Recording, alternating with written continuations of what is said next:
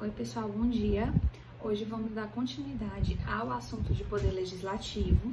Para quem está acompanhando pelas notas de aula que estão no Infoonline, lá no material didático, hoje a gente vai falar das hipóteses de incompatibilidade, certo? É o item 1.2 para quem está acompanhando aí pela nota de aula. No vídeo passado eu falei sobre as prerrogativas e agora eu vou falar, digamos assim, da parte ruim, né, das incompatibilidades, ou seja, o que é que os deputados e senadores não podem fazer, o que é incompatível, né, com os seus cargos, e também vamos falar das hipóteses de perda de mandato, certo?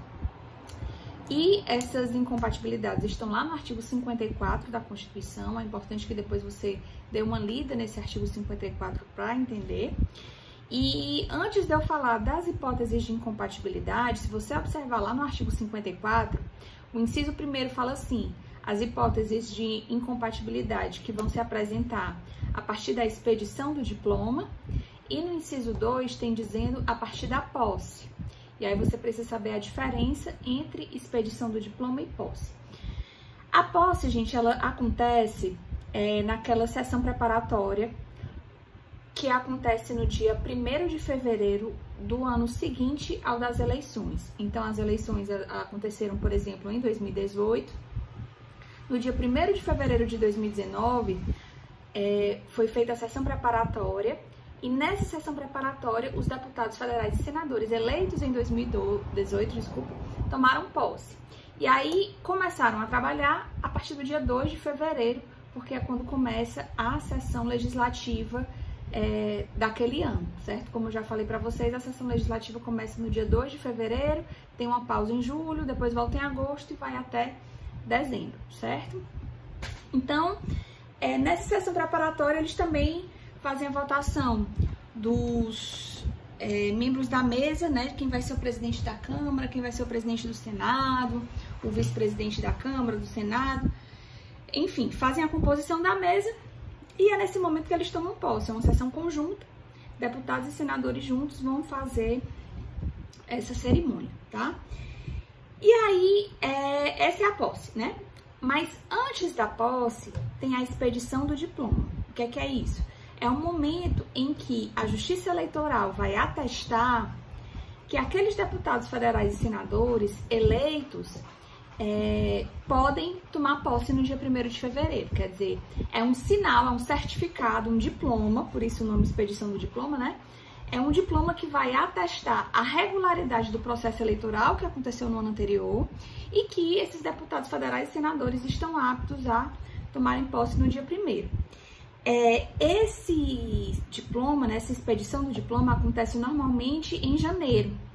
Isso porque a gente veja que a Justiça Eleitoral ela atua, né, durante as eleições e o resultado sai muito rápido. As eleições para senadores, o resultado sai no mesmo dia, né? Porque é pelo sistema majoritário, é mais simples, quem tem mais voto ganha e tudo. As eleições para deputados federais, como tem a questão do sistema proporcional, tem que fazer o cálculo do quociente eleitoral, etc. As eleições, ou normalmente o resultado sai no dia seguinte. Mas, de todo modo, é um tempo muito curto para a Justiça Eleitoral conseguir averiguar, de fato, se as eleições foram regulares, se não teve compra de voto, boca de urna, fraude nas urnas eletrônicas, enfim. Então, depois que o resultado sai, a Justiça Eleitoral vai cuidar de averiguar se o processo eleitoral foi correto. Se, por exemplo, as urnas eletrônicas não estavam viciadas ou não tinha nenhuma fraude, enfim. Então, nos meses de novembro, dezembro, janeiro, depois das eleições, a Justiça Eleitoral continua trabalhando para verificar a regularidade do processo eleitoral. Verificando que foi tudo certo, expede o diploma e isso acontece normalmente em janeiro. E aí, para que eu tô falando isso? Porque se você observar lá no artigo 54, algumas das incompatibilidades, elas já são válidas a partir da expedição do diploma e algumas das incompatibilidades são válidas a partir da posse. Por isso que você precisa saber a diferença, né, entre esse momento da expedição e o momento da posse efetivamente. Então, vamos lá. A doutrina costuma dividir as incompatibilidades em 4. Nós temos as incompatibilidades funcionais, as incompatibilidades negociais, as incompatibilidades profissionais e as incompatibilidades políticas.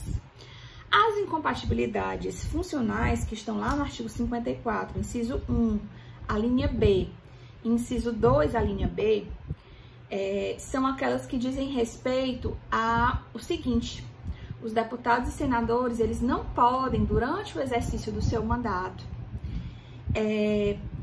serem titulares de um cargo público, de outro cargo público em qualquer uma das autarquias ou qualquer órgão da administração pública, seja ela direta ou indireta. Isso vocês vão estudar melhor em direito administrativo, mas, em resumo, deputados e senadores não podem acumular o cargo deles político, né, o cargo deles eletivo, com um cargo, por exemplo, de professor da UFC, certo? Imagine que um professor da UFC é um servidor público, que tenha passado no concurso público e tudo, queira se candidatar. Ele pode? Pode. E aí, se ele for eleito, o que é que vai acontecer? Ele vai ficar suspenso, ele vai ficar licenciado do seu cargo como, por exemplo, professor da UFC, como servidor público, de um modo geral. Ele vai ficar de licença não remunerada, enquanto ele estiver exercendo o cargo de deputado e senador. Quando acabar o mandato como deputado e senador, ele volta para o serviço público, o concurso público continua sendo válido para ele, tá certo? Mas o que essa incompatibilidade está querendo mostrar é que durante o exercício do mandato, o deputado federal e o senador não vai poder acumular 2 cargos públicos e nem vai poder receber de 2 fontes da administração pública, entendeu? Então ele não vai poder receber como professor da UFC e acumular como deputado ou senador. Não, ele vai apenas ser deputado ou senador e vai ficar licenciado de forma não remunerada da administração pública, tá? Isso eu tô dando exemplo como um professor da UFC, mas na verdade isso vale para qualquer cargo de concurso público ou cargo de... qualquer cargo dentro da administração pública, tá certo? Não é possível acumular enquanto ele estiver no exercício do mandato. E aí a gente tem as incompatibilidades negociais que estão lá no artigo 54, inciso 1, a linha A da Constituição, que vai dizer que, desde a expedição do diploma, os deputados federais e senadores não podem gozar de contratos com a administração pública, certo? Não podem receber de serviços prestados pela administração pública, não podem contratar com a administração pública. Então, por exemplo, o Tiririca, né? O Tiririca, ele era um humorista que foi eleito deputado federal. Ele poderia ser contratado para fazer um show, por exemplo, de Réveillon aqui em Fortaleza, ou para se apresentar em algum evento, por exemplo, do estado do Ceará? Não.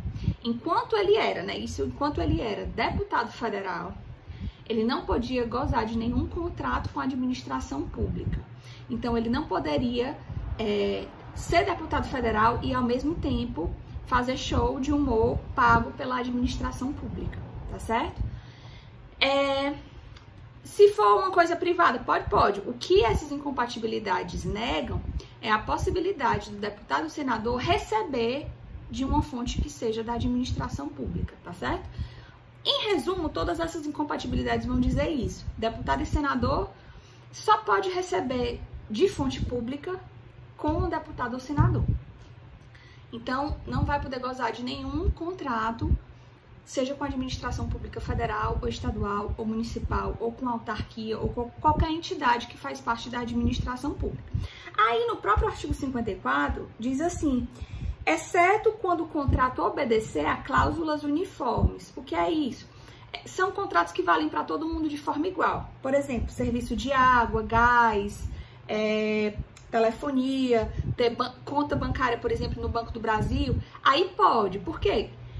Porque esses serviços de gás, serviço de eletricidade, serviço de água, ou, por exemplo, uma conta no Banco do Brasil, são contratos de cláusulas uniformes, ou seja, para todo mundo é igual. Não tem como esse deputado ou senador ser beneficiado nesse contrato. Então, aí são contratos de cláusulas uniformes que o artigo 54 excepciona, e aí é claro que o deputado federal ou senador vai poder firmar, senão como é que ele ia ter eletricidade na casa dele, como é que ele ia ter serviço de gás ou serviço de água, né? Então, são serviços permitidos porque são serviços de cláusulas uniformes. O que o artigo 54 não permite é um contrato em que um deputado federal ou senador vai ser beneficiado diretamente com ele, né, com esse contrato.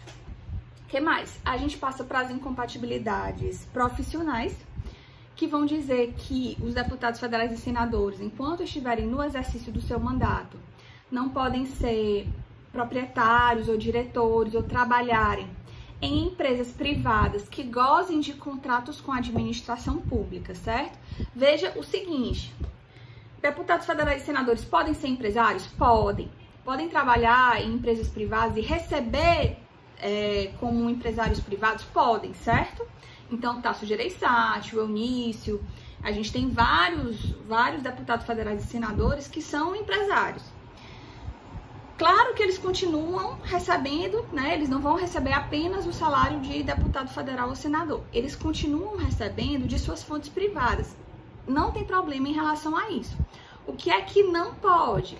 É eles serem proprietários ou diretores ou terem alguma função em empresa privada que goze de algum benefício ou de algum contrato com a administração pública, tá certo? O que não pode é a empresa gozar de algum contrato com a administração pública, de licitação, etc., assim,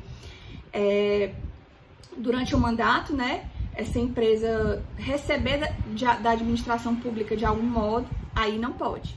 Esse deputado federal ou senador não vai poder ser proprietário ou diretor ou trabalhar ou receber, né, por essa empresa privada, tá certo?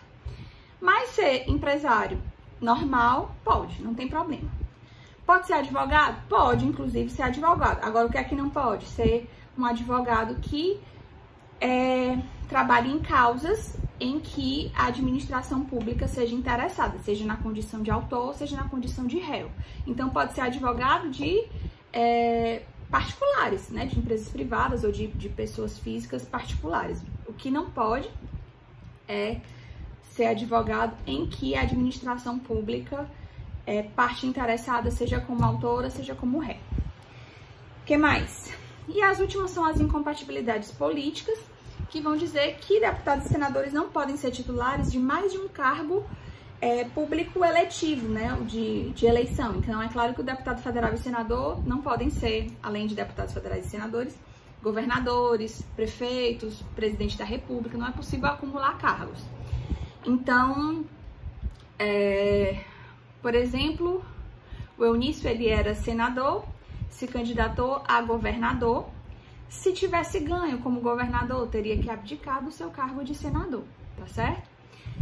Agora, só vai precisar abdicar se efetivamente for eleito, tá? Assim, não precisa abdicar para se candidatar. Não, só vai precisar se abdicar do seu cargo de deputado ou senador se efetivamente for eleito, por exemplo, para governador, para prefeito, etc. Aí vai precisar abdicar do seu cargo como parlamentar, tá? Mas só para participar do processo eleitoral como candidato, ele pede apenas uma licença, né, uma suspensão do seu mandato, e aí o suplente assume enquanto ele está em campanha. Mas, sendo eleito, aí no caso do Eunício, por exemplo, se tivesse sido eleito governador, teria assumido, né? Isso nas eleições de 2014, se eu não me engano. Bom, pessoal, em resumo, o que essas incompatibilidades vão dizer é que o deputado federal e o senador não podem receber de outra fonte da administração pública que não seja a do cargo deles de deputado federal ou de senador. Então, eles podem, como eu já disse, receber enquanto empresários privados, né? Mas jamais receber de algum modo de outra fonte da administração pública que não seja a do cargo deles, certo? E aí a gente passa para frente e vamos falar das hipóteses de perda de mandato. Quando é que um deputado ou senador pode perder o mandato? Está lá no artigo 55 da Constituição. O que é importante você saber, além das hipóteses, né? Lá do artigo 55. É que algumas dessas hipóteses são precisa de votação pela respectiva casa, e algumas dessas hipóteses são apenas decretadas de ofício pela mesa daquela casa. Então, se eu estou falando de um deputado federal, vai ter hipóteses que a própria casa vai decidir a partir de votação, por maioria absoluta dos votos dos seus membros, e em alguns casos, apenas vai ser decretado de ofício pela mesa da Câmara dos Deputados. Se eu estou falando de um senador, né, a mesma coisa em relação ao Senado, tá bom? E aí eu vou começar com as hipóteses de perda de mandato que são decididas pela respectiva casa através de uma votação. E essa votação se dá pela maioria absoluta dos votos dos seus membros. Então, se eu tenho 513 deputados, eu preciso do voto de 257 deputados, que isso configura a maioria absoluta, que é a metade dos membros existentes na casa mais um, tá certo? Eu preciso do voto de 257 deputados para efetivamente essa perda do mandato se concretizar. Outros casos, que eu vou falar mais na frente, a perda de mandato vai ser apenas declarada de ofício, ou seja, não vai ter votação. Essa votação, gente, ela é aberta, tá? O que quer dizer que nós, cidadãos, podemos ver como cada deputado ou cada senador votou, e é assegurada a ampla defesa do investigado, né? Desse deputado federal ou desse senador que está passando por esse processo de perda de mandato. Esse processo de perda de mandato se inicia a partir de uma provocação ou da própria mesa da Câmara ou do Senado, ou de qualquer partido político com representação lá na Câmara dos Deputados ou no Senado. Então, por exemplo, uma representação do PSDB contra um deputado federal ou um senador que seja do PT, né? Então, precisa da iniciativa para provocar, né, esse processo de votação para perda de mandato. O mesmo para decretar de ofício, né? É preciso que seja por iniciativa ou da própria mesa ou de partido político, certo? E essa história da votação aberta, ela se deu a partir de 2013. Antigamente, até 2013, a votação era secreta, o que dava margem, né, a muito, assim, acordo político, e às vezes essas votações, elas eram, assim, só para inglês ver, né, porque como o voto era secreto, às vezes tinha compra de voto, às vezes, enfim, era mais tenso. Sendo voto aberto, né, as coisas ficam mais transparentes e os deputados federais e senadores, eles pensam, né, antes de votarem a favor, por exemplo, da não cassação de mandato de algum deputado federal ou senador que esteja passando por esse processo de perda, né? Bom, vamos lá. Os casos em que a perda é decidida pela casa a partir da votação. O primeiro é caso um deputado federal ou senador tenha infringido qualquer uma das regras de incompatibilidade, essas que eu falei agora, né? Qualquer uma daquelas regras de incompatibilidade negocial, profissional, política, né? Qualquer uma daquelas que eu falei, se o deputado federal ou senador violar, ou seja, continuar com seu cargo como servidor público, recebendo pelas duas fontes, ou ser proprietário de empresa privada que esteja gozando de benefício de contrato com a administração pública, quer dizer, qualquer uma daquelas regras que eu falei, se for quebrado por um deputado ou senador, a perda de mandato não vai se dar de ofício, ela vai precisar ser decidida pela respectiva casa com o voto de maioria absoluta. Tá?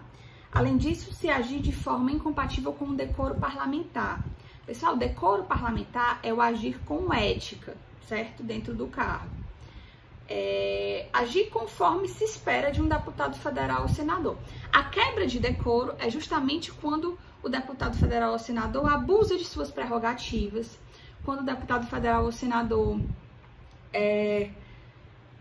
por exemplo, extrapola, né? Como foi o caso do ex-deputado, né? O presidente da República, Bolsonaro, na época em que ele era deputado federal, já falei para vocês dessa história, mas que ele falou que uma outra deputada, Maria do Rosário, ela era tão feia que não merecia nem ser estuprada. Esse caso foi configurado como abuso de prerrogativa, uma quebra de decoro parlamentar, e ele sofreu o processo de perda de mandato. Só que não chegou ao final, ele saiu do mandato antes, né? Porque foi eleito presidente da República. Mas não chegou a nada, não chegou ao final, né? Mas poderia ter chegado. Então, ele poderia ter perdido o mandato por quebra de decoro parlamentar. Também o caso do Jean Willis, que cuspiu, né? Também foi acionado como quebra de decoro parlamentar. Acabou não dando em nada, mas poderia ter dado. O Eduardo Cunha perdeu o mandato justamente por quebra de decoro parlamentar, porque em 2016 ele estava dando depoimento, né, testemunho, em uma CPI, que depois a gente vai estudar o que é, uma comissão parlamentar de inquérito. Pois o Eduardo Cunha estava lá e aí foi indagado sobre umas contas na Suíça, que acho que tinha 19 bilhões nessa conta dele, e ele não se recordava. Ele disse, não tenho não, essas contas aí na Suíça. Depois foi comprovado que ele tinha. Então, mentir, ofender alguém diretamente, cuspir, violência física, são exemplos de condutas que podem gerar a perda de mandato por quebra de decoro. Foi justamente onde caiu o Eduardo Cunha, tá certo? E o outro caso que a perda de mandato vai se dar por decisão da respectiva casa é se o deputado ou senador sofrer condenação por sentença criminal transitada em julgado. Então, veja, gente, que situação. O deputado federal ou senador foi condenado, transitou em julgado já uma sentença criminal lá pelo STF, porque eles são julgados lá no STF, né? Se for um crime que ocorreu durante o mandato e que tem a ver com a função, nós já vimos isso. Ele vai ser julgado perante o Supremo Tribunal Federal, transitou em julgado, ele foi considerado condenado, vai para a prisão, vai cumprir pena, mas não necessariamente ele vai perder o cargo. Olha que absurdo. Por quê? Porque a Constituição diz que a perda do mandato, nesse caso, está condicionada à aprovação pela respectiva casa, pela maioria absoluta, né, dessa respectiva casa. Então, já teve um caso do Nathan Donadon, era um deputado federal em 2013, que ele foi condenado a não sei quantos crimes, peculato, lavagem de dinheiro, era um monte. 5 crimes. O STF condenou a 13 anos de prisão. Ele foi efetivamente preso, porque depois que sai a sentença criminal transitada em julgado, vai para a prisão. Mas a Câmara dos Deputados, na época, que o voto era secreto, certo? Até então o voto era secreto. A Câmara dos Deputados não atingiu o quórum de 257 deputados, que é a maioria absoluta, para decretar a perda de mandato desse deputado. Então, ele continuou no mandato, ou seja, continuou recebendo como deputado federal, mas estava preso, certo? Então, isso foi um absurdo, foi bastante criticado, houve uma repercussão jurídica e política muito forte, até que os próprios deputados federais e senadores fizeram uma emenda constitucional, alterando esse artigo 55 da Constituição, de modo que as votações passaram a ser abertas, tá certo? Todas as votações para perda de mandato, etc. Aliás, em regra, as votações no Congresso Nacional passaram a ser abertas. Exceto os casos que eu já falei para vocês, né, que a votação continua sendo secreta, mas são casos bem pontuais. De regra, as votações lá são abertas depois desse acontecimento de 2013, né? Foi pela emenda constitucional número 76 de 2013 que houve essa modificação. E aí, gente, desde então, todos os deputados federais e senadores que são efetivamente condenados com trânsito em julgado, que vão passar para essa votação, desde quando as votações passaram a ser abertas, todos eles passaram a perder os cargos, né? Por quê? Porque os deputados federais e senadores, na hora de votar se o colega vai sair ou não do cargo, sendo votação aberta, e ele tem preocupação com as próximas eleições, com a repercussão que o seu voto pode gerar, a partir de então, todos eles votam pela saída do mandato, né, desse colega que foi condenado com sentença criminal transitada em julgado, que é, claro, obviamente, o mais correto, né, para não deixar esse deputado federal ou senador preso e ainda recebendo, né, porque quem está pagando a conta é a gente. Então, vamos lá. Então, vários deputados federais e senadores já saíram em razão desse inciso aí do artigo 55. Roberto Jefferson, José Disseu, tá certo? Foram exemplos de deputados federais e senadores que, depois de terem suas sentenças criminais transitadas em julgado, passaram pela votação da respectiva casa e a casa decidiu, por maioria absoluta, afastar do cargo. O que mais?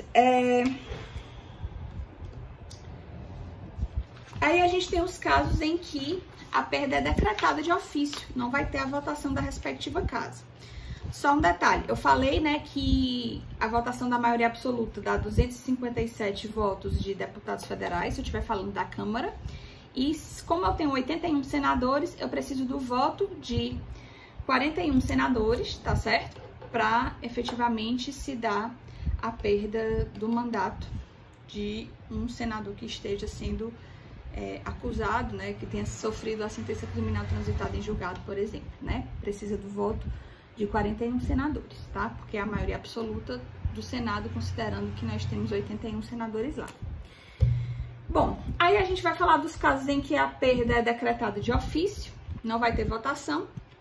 Se um deputado federal ou senador deixar de comparecer a 1/3 das sessões ordinárias, né, das reuniões, das votações, das sessões ordinárias da respectiva casa, exceto se ele tiver de licença ou uma omissão autorizada pela respectiva casa. Então, se um deputado federal ou senador deixar de comparecer a 1/3 das sessões de modo injustificado, ele vai ter seu mandato automaticamente perdido, sem precisar da votação da respectiva casa.